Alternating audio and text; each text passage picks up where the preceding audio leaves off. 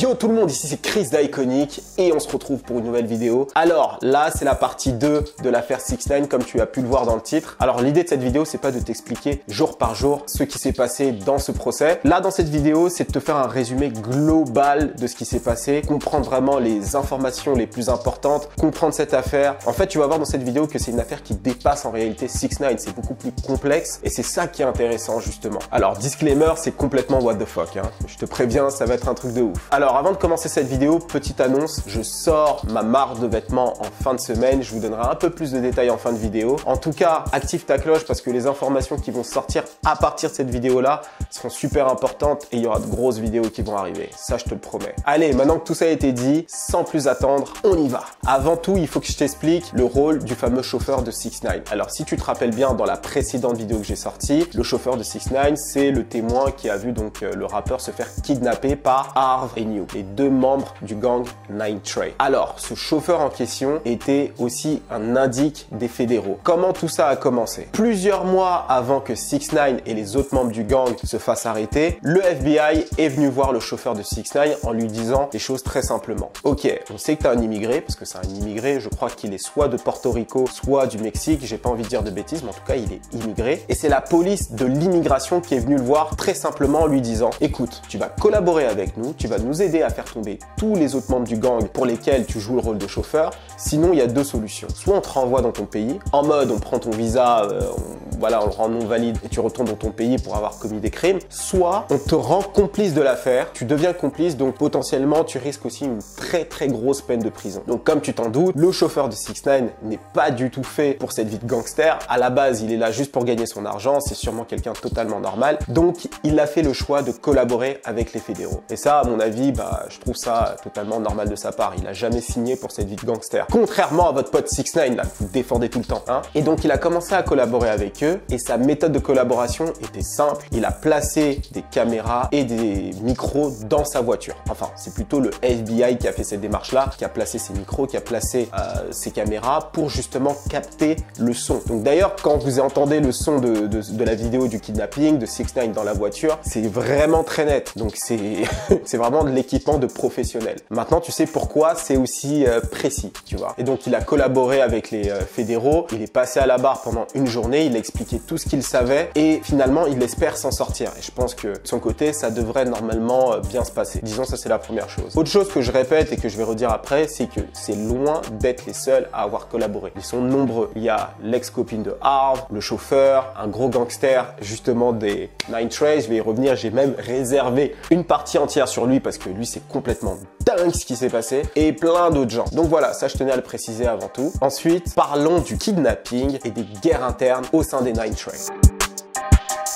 Alors pourquoi 6ix9ine a été kidnappé? Quelles étaient ces guerres internes qui étaient sur le point d'éclater avant que tout le monde se fasse arrêter? Eh bien, si tu te souviens bien dans la précédente vidéo, je t'avais expliqué que Shotty était furax que 6ix9ine se soit fait kidnapper et racketté par Harv. Je vais t'expliquer le fond de l'affaire, mais pour que tu comprennes vraiment ce fond-là, il faut que je t'explique un petit peu qui est Shotty exactement au sein du gang. Alors, je t'avais expliqué que c'était un haut gradé du gang, mais son rôle réel dans le gang, quel est-il? Commençons par son blaze, Shotty. Shotty, shots, du verbe shooter, hein. Il est le tireur. Il a la réputation d'avoir la gâchette facile et c'est lui qui, prétendument, protégeait les autres membres du gang qui transportaient de la drogue. Donc, ce n'était pas lui qui touchait la cam, l'argent directement. Lui, c'était le protecteur. Il jouait un peu le rôle des muscles du gang. Enfin, du flingue, quoi.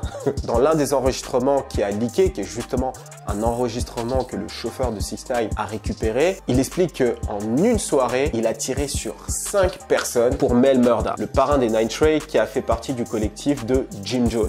Lui aussi, je t'ai un petit peu parlé de lui. Je pense que maintenant, tu commences à être un peu familier avec les différents noms. Autre chose importante à savoir sur Shotty, c'est quelqu'un qui prend très au sérieux les codes de la rue. C'est-à-dire qu'il peut être démoniaque, parce que clairement il l'est, mais il y a certains principes auquel il tient. La loyauté et le fait d'assumer ses actes. Assumer la vie qu'on a choisie. Et lui, en l'occurrence, c'est une vie de gangster. Ce qui veut dire que s'il lui arrive quelque chose pendant sa vie de gangster, c'est-à-dire qu'il se fait tirer dessus ou alors il finit en prison, il prend l'entière responsabilité de ses actes. J'ai envie de te dire, certes, j'aime pas les gangsters, etc., blablabla, mais s'il y a bien une chose que je respecte chez ces gangsters-là, c'est que au moins ils prennent la responsabilité de leurs actes. Se défiler pour sauver son cul au détriment des autres gangsters avec qui il a commis ses crimes, c'est pas son genre. Et donc lorsque 6ix9ine tourne Gummo et qu'ensuite il fait la connaissance de Shotti, le rappeur aux cheveux multicolores est conscient de sa réputation de gangster. Il sait que ce dernier peut vraiment jouer le rôle de protecteur tel qu'il en avait besoin pour troller la nation entière. Donc 6ix9ine avait compris qu'avec ce gars-là, il pourrait jouer le dur en fait. Il savait que Shotti n'avait pas peur de tirer sur les gens, qu'il était loyal et ça c'était cool pour lui. Et de son côté, Shotti avait beaucoup d'ambition, il voyait plus loin que la rue. L'industrie de la musique l'intéressait beaucoup et il a donc créé son label Treyway Entertainment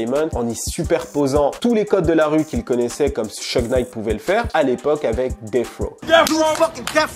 Sauf que lorsque Shotti signe 6ix9ine et l'intègre dans le gang, tout le monde n'est pas d'accord avec ça. Une bonne partie des membres du gang voient 6ix9ine que comme une source financière. En gros, 6ix9ine est là pour donner de l'argent au gang. En d'autres termes, ils veulent estorquer le rappeur en fait. C'est tout ce qu'ils veulent faire. Et effectivement, 6ix9ine va financer une bonne partie des activités du gang, mais la grande différence aujourd'hui, et c'est ça qui gêne la plupart des membres du gang, c'est que le point d'entrée à 6ix9ine, c'est Shorty. Et habituellement, Shorty, comme je te l'ai dit plus tôt, c'est pas celui qui touche à l'argent, c'est pas celui qui touche à la cam, et il a pas cette position-là. Il est très respecté, mais c'est pas quelqu'un qui touche à l'argent en fait. Et le fait qu'il ait 6ix9ine qui se soit approché de lui au bon moment, et ben ça fout le seum à la plupart des membres du gang. En tout cas, la plupart, je vais pas dire la plupart, ça j'en sais rien. Disons à une bonne partie des membres de ce gang. D'ailleurs, dans l'un des enregistrements, il y a d'ailleurs Mel Murda et Christian Cruz, l'un des fournisseurs du gang, il faut que je te parle de lui tout à l'heure, qui discutent de la relation entre 6ix9ine et Shorty. Et ce qu'ils disent de 6ix9ine et même de Shorty n'est pas du tout élogieux. Et alors pas du tout. Christian Cruz traite Shorty de cafard, il a même dit que c'était son chauffeur, tu vois, et surtout qu'il donne trop d'importance à 6ix9ine. Il lui donne trop d'importance et il lui laisse trop croire que c'est un boss et qu'il fait partie du gang. Et en gros, Mel Murda, d'ailleurs Mel Murda c'est censé être le meilleur ami de Shorty, donc ça rend le truc encore plus étrange hein, et encore plus mesquin on va dire. Mais Mel Murda et Christian Cruz sont en train de discuter au téléphone. En fait ce qu'ils sont en train de dire c'est que 6ix9ine aurait dû rejoindre un autre membre du gang parce que Shorty est d'une certaine manière trop gentil, c'est pas sa position, et surtout un autre membre du gang l'aurait encore plus estorqué en fait. Donc tout le monde se serait fait plus d'argent. Donc là on est clairement dans de la jalousie, dans de l'envie, dans ce que tu veux. De l'autre côté tu as Harv, l'un des kidnappeurs et haut gradé du gang, qui est en conflit depuis longtemps avec Shorty. Et ce qu'il faut savoir c'est que ce Harv est aussi un vrai bully. Alors bully c'est un agresseur, un dur, etc. Dans l'un des enregistrements justement entre Christian Cruz et Mel Murda, je crois que c'était le même d'ailleurs, Mel Murda dit que Harv n'est pas un voleur, c'est juste quelqu'un qui te prend les choses. C'est-à-dire qu'il te raquette, il te prend les choses directement. Et c'est exactement ce qu'il a fait d'ailleurs à 6ix9ine. Et lorsque 6ix9ine a rejoint le gang, ça a encore plus attisé la haine de ce gars car il n'avait pas réalisé la source de revenus que 6ix9ine pouvait apporter. Et donc c'est là qu'ils ont pris tous le seum contre Shorty. Et donc le soir où 6ix9ine s'est fait racketter, en réalité c'était pas une attaque directe envers 6ix9ine. C'était en fait un message qui était envoyé directement à Shorty. Et c'est pour ça que le soir même, 6ix9ine est allé voir Shorty et Mel Murda pour leur expliquer l'histoire. Et c'est là que Shorty, en tant que protecteur et patron du label, etc., a été super furax et a tout de suite voulu réagir. Et c'est exactement ce qui s'est passé. Ça aussi, je t'en ai un petit peu parlé dans la précédente vidéo. Shorty a pris son semi-automatique et a commencé à rouler dans la ville à la recherche de Harv. Et c'est dans cette voiture que Shorty a eu un discours totalement épique pour préparer 6ix9ine à la guerre, en fait. Il lui a expliqué que c'était le boss et en tant que roi de New York, il pouvait pas se faire racketter de cette manière-là, il pouvait pas se manger des coups de pression de cette manière-là et qu'il fallait absolument qu'il réponde. Il lui a expliqué qu'il fallait qu'il s'équipe, qu'il fallait qu'il ait une voiture blindée, etc.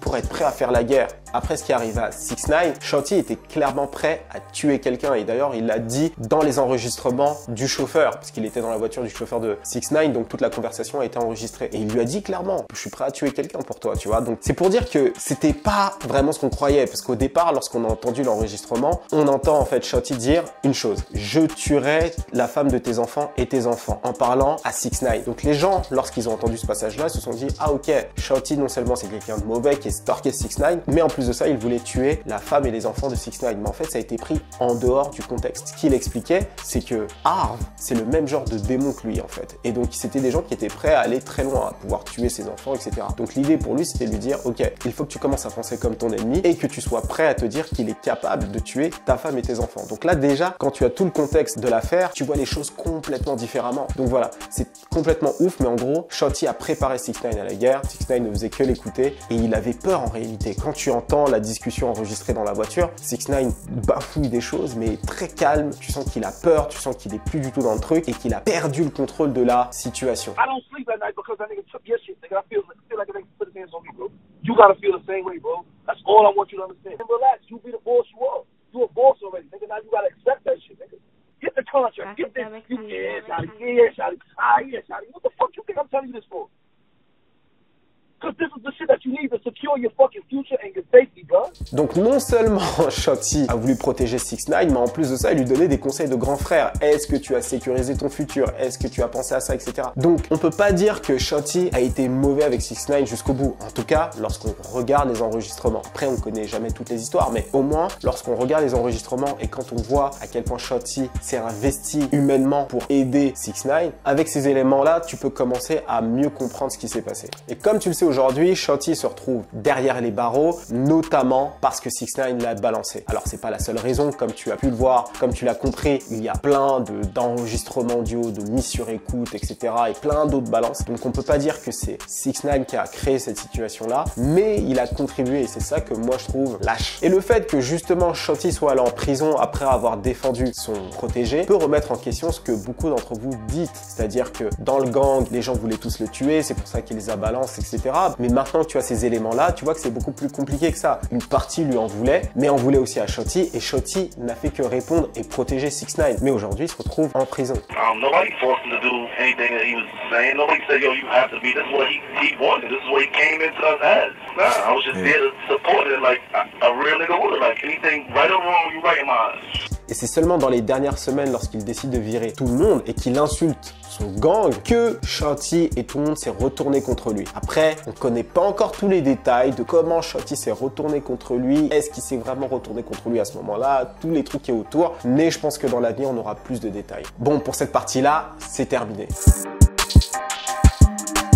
Alors plus je me plonge dans cette affaire, plus je me rends compte que le côté passionnant dans tout ça, ce n'est pas 6ix9ine, mais bien les membres du gang eux-mêmes qui se font la guerre et qui se trahissent. C'est une véritable histoire à dormir debout, ce que je m'apprête à te raconter, donc tiens-toi bien. C'est l'histoire de Christian Cruz, le fournisseur du gang de 9 Trey. Alors comme je t'ai expliqué, 6ix9ine est loin d'être la seule balance dans cette affaire. D'ailleurs même lorsque tu regardes un petit peu dans le temps, tu te rends compte que 6ix9ine c'est l'une des personnes qui a balance, on va dire, plutôt à la fin de l'année. On a beaucoup qui ont balancé au milieu de l'année. Je pense au chauffeur, je pense à Christian Cruz justement. Surtout, c'est pas celui qui a balancé de manière la plus spectaculaire. Il y a mieux. En termes de snitcherie, Christian Cruz, là, dont je te parle, il est vraiment au top. Et en plus de ça, c'est un manipulateur, un menteur. C'est incroyable. Le gars s'est mis à pointer du doigt les gens comme un panneau de signalisation. C'est dans cette direction, c'est là où t'auras tout le monde. C'est dans cette direction, là, il y aura tout le monde. Un vrai putain de panneau de signalisation avec la lumière, tout ce qui va avec pour vraiment, voilà, donner la direction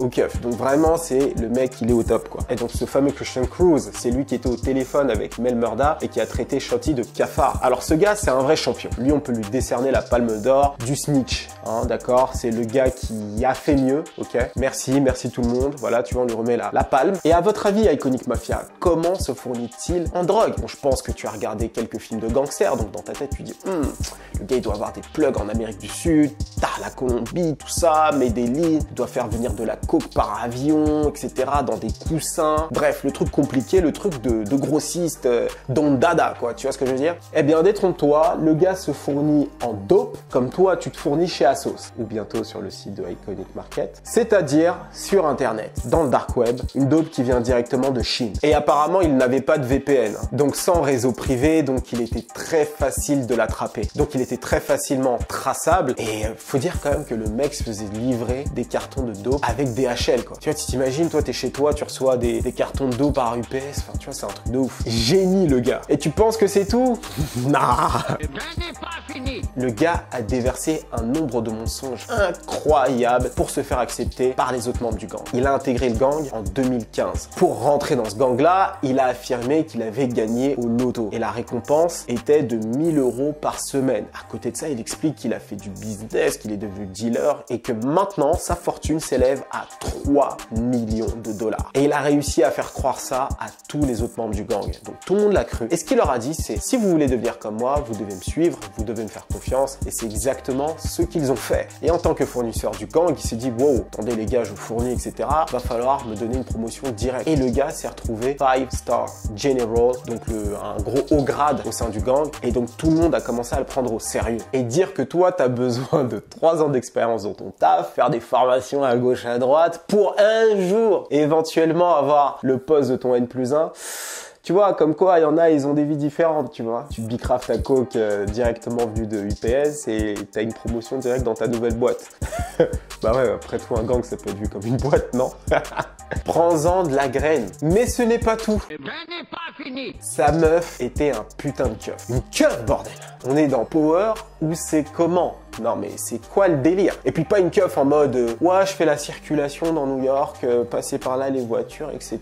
Oh trop de trafic aujourd'hui. Non non non non, c'était une haut gradée chez les keufs, c'est-à-dire qu'elle avait quand même un poste respectable au sein de la police. Et cette nana l'aidait à pousser la dope d'un point A à un point B. Elle l'aidait à ramener la coke, la dope, la fétanyl, enfin tout ce qu'il commandait à d'autres dealers, tu vois. Et c'est une keuf, non mais c'est complètement dingue cette histoire. Et donc pour finir, c'était un indice du FBI depuis mai 2018, c'est-à-dire 6 mois avant que 6ix9ine et les autres membres du gang se fassent arrêter et que certains d'entre eux se mettent à coopérer comme 6ix9ine. Ça veut dire qu'il coopère avec les keufs depuis très longtemps. Donc tous les enregistrements qu'on a de Mel Murda, tout ça, c'est lui. Et lorsqu'on lui demande pourquoi il s'est mis à collaborer, etc., il a dit très clairement, ah c'est pour sauver mon cul. Ah bah oui, attends, on va pas non plus en plus de ça, nous on est douillets, tu vois ce que je veux dire, on va pas, hein. Donc le gars a tout fait pour sauver ses fesses et faire tomber tout le monde. Sachant que dans cette affaire-là, si ce gang a tourné comme il a tourné, c'est parce que justement il y avait un fournisseur comme lui qui était là, qui était en mesure de leur donner de la dope. Donc normalement c'est à lui de prendre une très grande peine. Mais comme il a collaboré et qu'il a fait tomber les autres, il va s'en sortir probablement. En tout cas avec une toute petite peine. Ça